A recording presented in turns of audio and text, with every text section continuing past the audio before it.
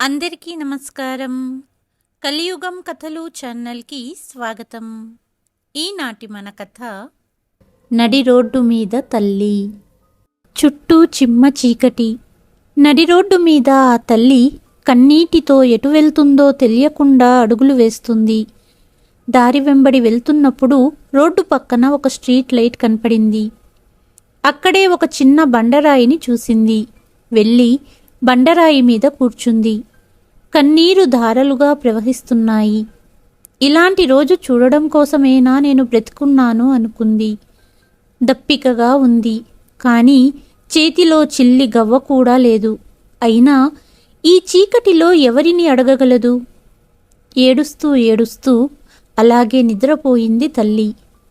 ఇంత చీకటిలో నడి రోడ్డు మీద ఒంటరిగా తల్లి ఉండటానికి గల కారణం తరువాతి కథలో తెలుసుకుందాము. పిల్లలను స్కూల్ బస్ ఎక్కించి ఇప్పుడే ప్రీతి ఇంటికి వచ్చింది. అంతలో ఆమె మొబైల్ రింగ్ అయ్యింది. ఆమె స్నేహితురాలు రేఖ ఫోన్ చేసింది. ఫోన్ లిఫ్ట్ చెయ్యగానే, హలో రేఖ, ఎలా ఉన్నావు? మీ అందరినీ చాలా మిస్ అవుతున్నాను అంది ప్రీతి. అవును ప్రీతి, నేను కూడా నిన్ను చాలా మిస్ అవుతున్నాను. ఇంకేంటి విశేషాలు? కొత్త ఇంట్లో అంతా బాగానే ఉందా అని రేఖ అడిగింది. ఊపిరి తీసుకుంటూ, ఏం చెప్పాలి రేఖ, ప్రదీప్కు ట్రాన్స్ఫర్ అయ్యి హైదరాబాద్ వచ్చినప్పటి నుండి మనసు అస్సలు బాగుండడం లేదు అనింది ప్రీతి. ఏమైంది? ఇల్లు నచ్చలేదా అడిగింది రేఖ. అయ్యో లేదు, ఇల్లు చాలా బాగుంది, సొసైటీ కూడా చాలా బాగుంది, చుట్టూ గ్రీనరీ ఉంది. కానీ నాకు మునుపటి ఇంట్లో ఉన్న ఆ ప్రశాంతత ఇక్కడ లేదు. అక్కడ అంతా చాలా బాగా జరుగుతుండేవి. ఉద్యోగం కూడా చేసేదాన్ని. ఇంటి పనులకు మంచి పనావిడ ఉండేది. ఇంటి పనులన్నీ ఆమెకు అప్పగించి నేను ఉద్యోగానికి వెళ్లేదాన్ని. సాయంత్రం ఇంటికి వచ్చేసరికి ఇల్లు చక్కగా ఉండేది. పిల్లల గురించి ఎలాంటి ఆందోళన ఉండేది కాదు. దగ్గర్లోనే డే కేర్ ఉండేది. కానీ ప్రదీప్కు ట్రాన్స్ఫర్ అయినప్పటి నుండి నా జీవితమంతా తలకిందులుగా మారిపోయింది. ఇక్కడ నమ్మకమైన పనావిడ దొరకడం లేదు. పిల్లలను వదలడానికి మంచి డే కేర్ కూడా లేదు. అందుకే ఉద్యోగం వెతుక్కోలేదు. నిజమే ప్రీతి, ఇల్లు మారడం అంటే అంత ఈజీ కాదు. నీ మాటలను బట్టి నీకు చాలా ఇబ్బంది అవుతున్నట్టుంది అని అనింది రేఖ. ప్రదీప్ ట్రాన్స్ఫర్ వల్ల అంతా గందరగోళంగా ఉంది. పిల్లలు నెమ్మదిగా అడ్జస్ట్ అవుతున్నారు. ప్రదీప్ కూడా వచ్చిన వెంటనే తన పనిలో బిజీ అయిపోయాడు. కానీ నేను, నా కెరీర్ పూర్తిగా దెబ్బతిన్నట్లే అని ప్రీతి బాధపడింది. అప్పుడే ఎవరో బెల్ కొట్టిన శబ్దం. రేఖ, నేను తర్వాత మాట్లాడతాను, ఎవరో వచ్చారు అని చెప్పి ఫోన్ పెట్టేసింది ప్రీతి. తలుపు తీసి కొరియర్ తీసుకొని తలుపు మొయ్యబోతుండగా కొంచెం దూరంలో చెట్టు నీడలో ఒక వృద్ధ మహిళ నిలబడి ఉండటం గమనించి భయపడింది ప్రీతి. భగవంతుడా, ఆ మహిళ రోజూ ఇక్కడే ఎందుకు నిలబడుతుంది? నా ఇంటి వైపే ఎందుకు చూస్తూ ఉంటుంది? ఆవిడకి ఏం కావాలి?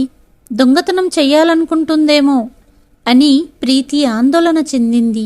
ఎందుకంటే 3 రోజులుగా ఆ మహిళ ఇంటి వైపే చూస్తూ నిలబడడం ప్రీతి చూసింది.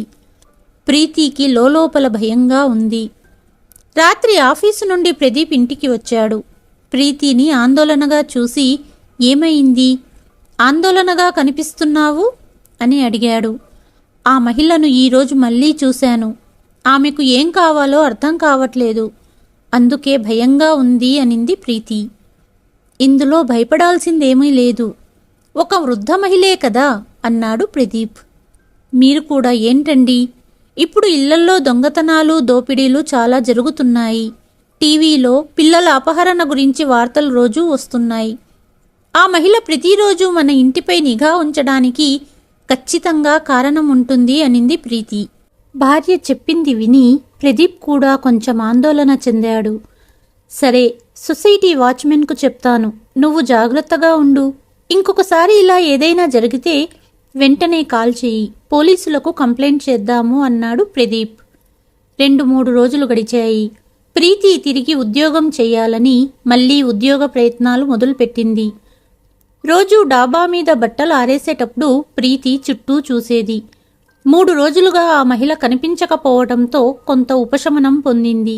కానీ మరుసటి రోజు పిల్లలను స్కూల్ బస్ ఎక్కించి తిరిగి ఇంటికి వస్తుండగా అకస్మాత్తుగా ఆ వృద్ధ మహిళ ఎదురుగా వచ్చి నిలబడింది. ఒక్కసారిగా ప్రీతి భయపడింది. వెంటనే ప్రీతి నడక వేగం పెంచుతూ ఇంటివైపు నడిచింది.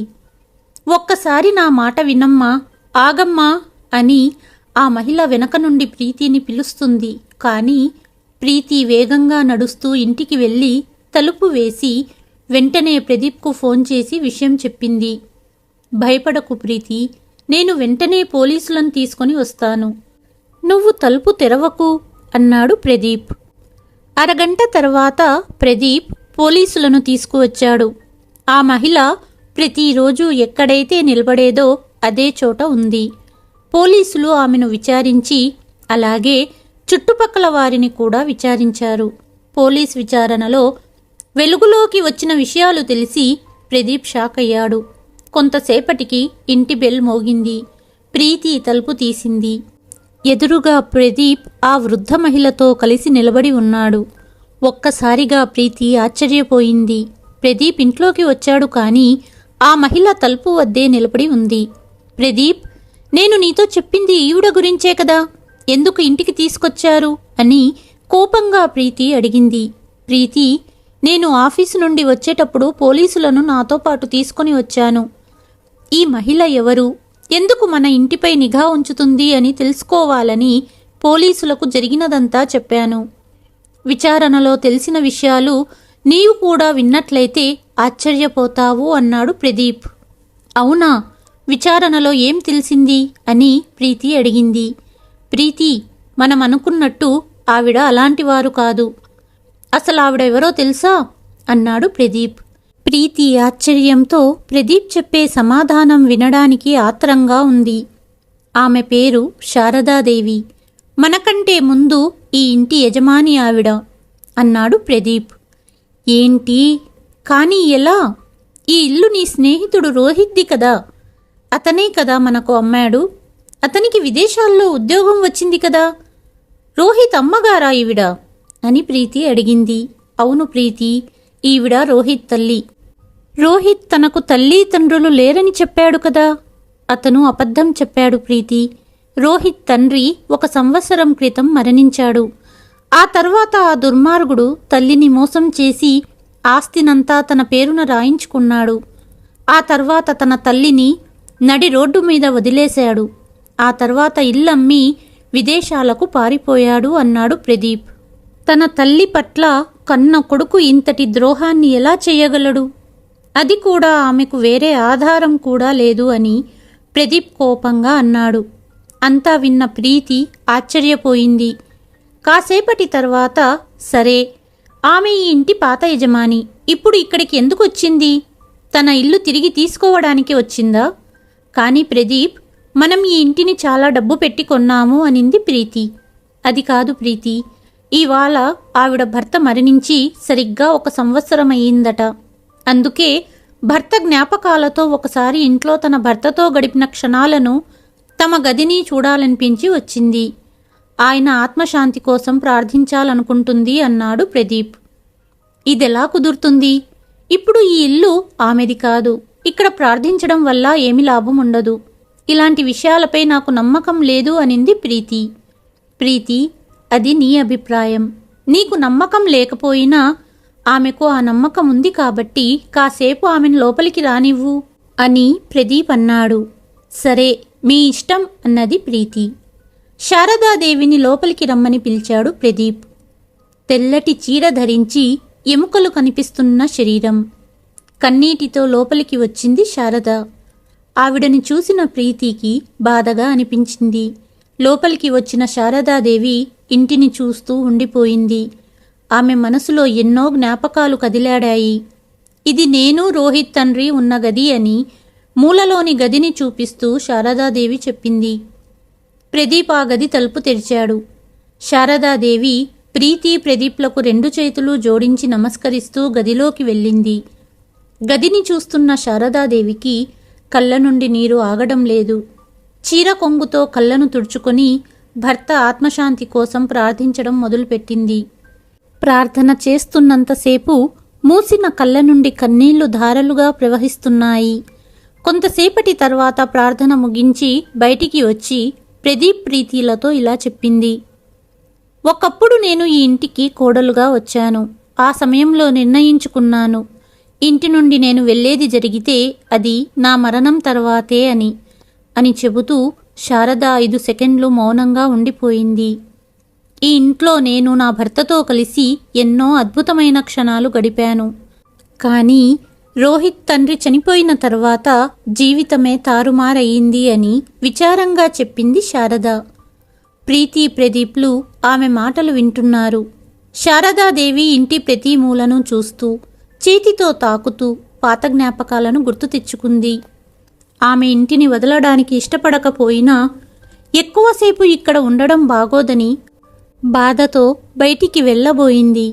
కానీ ప్రదీప్ ఆమె పరిస్థితి చూసి చాలా బాధపడ్డాడు. అమ్మా, కాసేపు కూర్చోండి, ప్రీతి టీ తీసుకొస్తుంది అన్నాడు. లేదు బాబు, మీరు నా మాట విని నన్ను లోనికి రానించారు, అంతే చాలు, చాలా తృప్తిగా ఉంది అని ఆమె చెప్పింది. అమ్మా కూర్చోండి, నేను ఇప్పుడే టీ తీసుకొస్తాను అని ప్రీతి వంటగదికి వెళ్ళింది.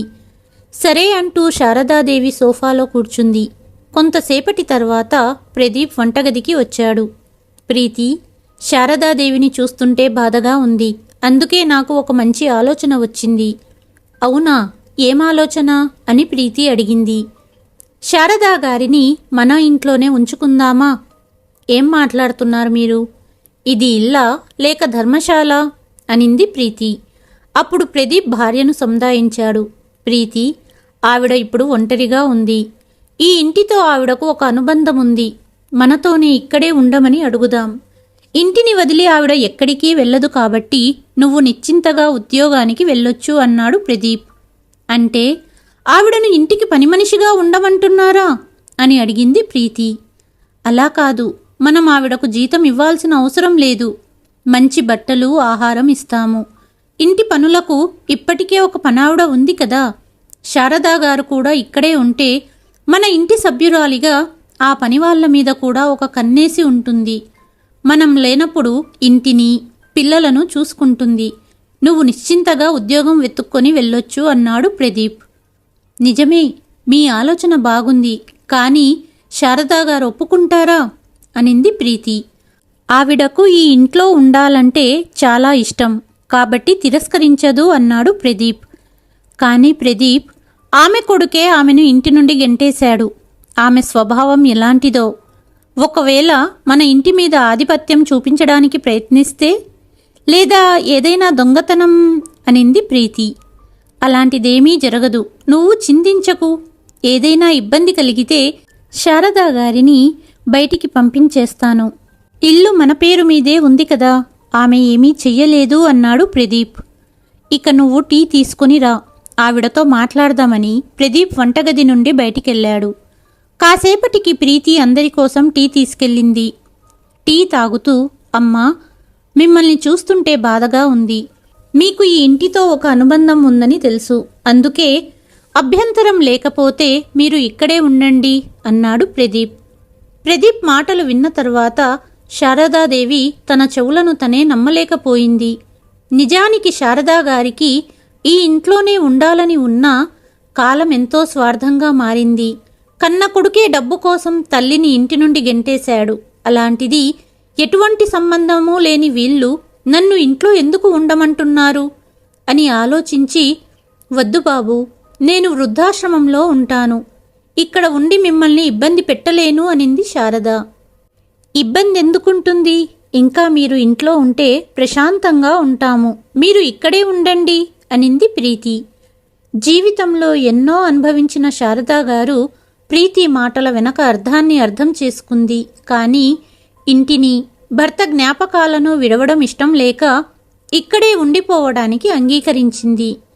ఆమె ఇంటికి వచ్చిన తర్వాత ఇంటి పనులన్నీ చక్కగా చేసేది.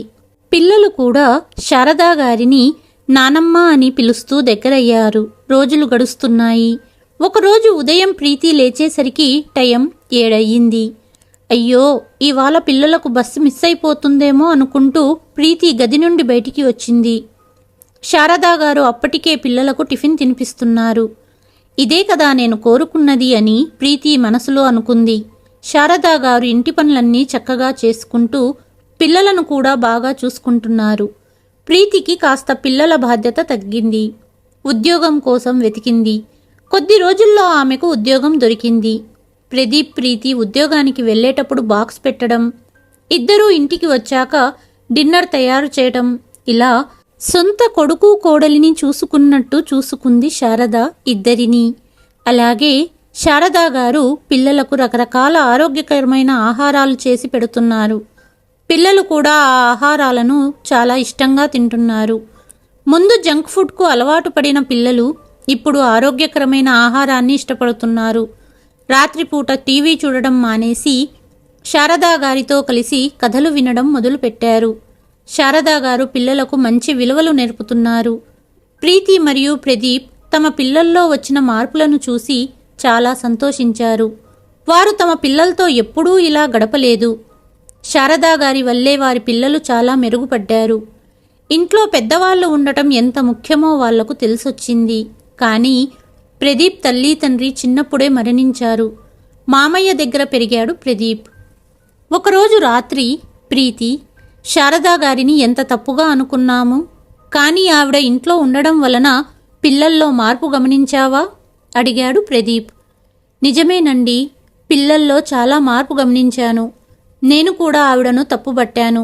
కానీ పాపం, ఇంత మంచి తల్లికి మీ స్నేహితుడు ఎలా మోసం చేయగలిగాడు అనింది ప్రీతి. ఆవిడకు జరిగిన అన్యాయానికి రోహిత్కు బుద్ధి చెప్పాలి. అదే మనం ఆవిడకు ఇచ్చుకునే రుణం. రేపు ఒకసారి శారదా గారితో మాట్లాడి జరిగిన విషయం తెలుసుకుంటాను అన్నాడు ప్రదీప్. మరుసటి రోజు ఆదివారం కావటంతో ప్రదీప్ ఆఫీస్ వెళ్ళలేదు. టీవీ చూస్తున్న శారదా గారిని, అమ్మా, ఒక మాట అడగనా? అసలు రోహిత్ మిమ్మల్ని మోసం చేయటానికి కారణమేంటి అడిగాడు ప్రదీప్. కొడుకు పేరు వినగానే శారదకు కన్నీళ్లు ఆగలేదు. వదిలేయ్ బాబు, ఆ దుర్మార్గుడి గురించి ఇప్పుడెందుకు అనింది శారద. అమ్మా, అలాంటి దుర్మార్గులను వదలకూడదు. అసలేం జరిగిందో చెప్పండి. ఇష్టం లేకపోతే వద్దులే అన్నాడు ప్రదీప్. ఒక్కగానొక్క కొడుకని రోహిత్ని చాలా గారాబం చేశాము. చదువులో ఎప్పుడూ ముందుండేవాడు. ఎప్పుడూ విదేశాలలో స్థిరపడాలని చెప్పేవాడు రోహిత్. కానీ ఉన్న ఒక్క కొడుకు దూరం అవుతాడని వాళ్ళ నాన్నగారు విదేశాలకు పంపడానికి ఒప్పుకునేవారు కాదు. చదువైపోయాక ఉద్యోగానికి అప్లై చేసుకున్నాడు. ఇక్కడే హైదరాబాదులో మంచి ఉద్యోగం వచ్చింది. ఉద్యోగం వచ్చిందని పెళ్లి చేయాలని సంబంధాలు చూడడానికి మధ్యవర్తిని ఇంటికి పిలిచాము. కానీ తనతో ఉద్యోగం చేస్తున్న అమ్మాయి రమ్యను ప్రేమించానన్నాడు. ఉన్న ఒక్క కొడుకు మనసు నొప్పించడం ఇష్టం లేక పెళ్లికి ఒప్పుకున్నాము.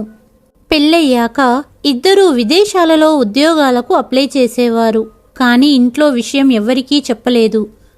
విదేశాలకు వెళ్లడం ఖర్చుతో కూడుకున్న పని కాబట్టి వాళ్ళ నాన్నగారిని డబ్బడిగాడు రోహిత్. ఒక 8 నెలల్లో మేమిద్దరం విదేశాలకు వెళ్ళి అక్కడే స్థిరపడాలనుకుంటున్నాము అని చెప్పాడు. దానికి తండ్రి ఒప్పుకోలేదు. ఈ విషయమై ప్రతిరోజు తండ్రితో గొడవపడేవాడు రోహిత్. కొడుకు ప్రవర్తనతో మానసికంగా లోలోపలే బాధపడేవారు మావారు. రోజులు గడుస్తూ రోహిత్ నాన్నగారు మరింత అనారోగ్యానికి గురయ్యారు. ఈ ఇంటిని నా పేరు మీద వీలునామా రాశారు. ఆ తర్వాత కొద్ది రోజుల్లో హార్ట్అటాక్ రావటంతో మరణించారు. 2 నెలల్లో కొడుకు కోడలికి విదేశాల్లో ఉద్యోగం వచ్చింది. ఇల్లు నా పేరు మీద ఉన్నందున ఇంటిని తన పేరు మీద రాయకపోతే ఇద్దరూ కలిసి చంపేస్తామని నన్ను బెదిరించేవారు. ఇంటిని తన పేరు మీద రాయించుకొని ఒకరోజు రాత్రి నన్ను కారులో తీసుకెళ్లి ఊరి బయట నడి రోడ్డు మీద వదిలేశాడు. రాత్రంతా రోడ్డుపైనే గడిపాను. భగవంతుడి దయవలన ఉదయమే దగ్గర్లోని వృద్ధాశ్రమం సభ్యులు కొందరు నన్ను చూసి తమతో రమ్మని తీసుకెళ్లారు. లేకపోతే అక్కడే చనిపోయేదాన్నేమో అంటూ కన్నీరు కార్చింది శారద. ఇక వేరే దారి లేక ఆశ్రమంలో చేరాను. తర్వాత కొడుకు కోడలు ఇంటిని అమ్మేసి విదేశాలకు వెళ్ళిపోయారు అంటూ కన్నీటిని తుడుచుకుంటూ చెప్పింది శారద. ఏడవకమ్మా, ఇంతలా తల్లిని రోడ్డుపాలు చేసిన వాడిని వదలను. మరుసటి రోజు రోహిత్కు ఫోన్ చేశాడు ప్రదీప్. హలో రోహిత్, ఎలా ఉన్నావు? ఇంటికి కొన్ని ఎల్ఐసి డాక్యుమెంట్స్ వచ్చాయి. తెరిచి చదివాను. అందులో ఏముందంటే మీ అమ్మ పేరున ఉన్న 80 లక్షల ఎల్ఐసి పాలసీ మెచ్యూర్ అయ్యిందని, డబ్బు తీసుకోవడానికి అమ్మ సంతకం కావాలని, అప్పుడే డబ్బిస్తామని రాసి ఉంది అని అబద్ధం చెప్పాడు. కానీ మీ అమ్మా నాన్న ఇద్దరూ మరణించారని చెప్పావు కాబట్టి నేను ఎల్ఐసి ఆఫీస్కి ఫోన్ చేసి అడిగాను. నామినీగా నీ పేరుంది కాబట్టి నువ్వు డబ్బు తీసుకోవచ్చు అన్నారు. 1 నెల గడువు ఉంది. వెంటనే బయలుదేరి ఇండియా రా. నీతో పాటు మీ ఆవిడనే తీసుకురా. ఏ అవసరం ఎప్పుడొస్తుందో అన్నాడు ప్రదీప్. ఇది విన్న తర్వాత రోహిత్కు కళ్ళ ముందు డబ్బుల నోట్లు కనిపిస్తున్నాయి. సరేరా, రమ్య కూడా పుట్టింటిని మిస్ అవుతుంది. నేను టికెట్ రిజర్వేషన్ చేయించాక నీకు చెబుతాను అన్నాడు రోహిత్. శారదా గారికి తన ప్లాన్ అంతా వివరించాడు ప్రదీప్. నా వలన మీకెందుకు శ్రమ అన్నది శారదాదేవి. తల్లి తండ్రిని చిన్నప్పుడే కోల్పోయాను. తల్లి ప్రేమను మీలో చూశాను. పిల్లలు కూడా మీరొచ్చాక చాలా మారారు. మీ రుణం తీర్చుకోనివ్వండి. ఇలాంటి వాడికి బుద్ధి చెప్పాలి అన్నాడు ప్రదీప్. కొద్ది రోజుల్లో రోహిత్ భార్యతో కలిసి ఇండియా వచ్చాడు. తల్లిని పైన పోర్షన్లో ఉన్న గదిలో ఉంచాడు ప్రదీప్. ఇంటికి వచ్చిన రోహిత్ దంపతుల ముందు ప్రదీప్, ప్రీతి ఏమీ తెలియనట్టు వ్యవహరించారు. ఇద్దరికీ ప్రీతి టీ, స్నాక్స్ ఇచ్చింది. ప్రదీప్, ఎల్ఐసి ఆఫీస్ ఎప్పుడు వెళ్దాం అన్నాడు రోహిత్. అంత తొందర ఎందుకు? టీ, స్నాక్స్ తీసుకో అన్నాడు ప్రదీప్. లేదు, ఇక్కడ పని తొందరగా చూసుకొని వెళ్ళిపోవాలి. లీవ్ దొరకలేదు.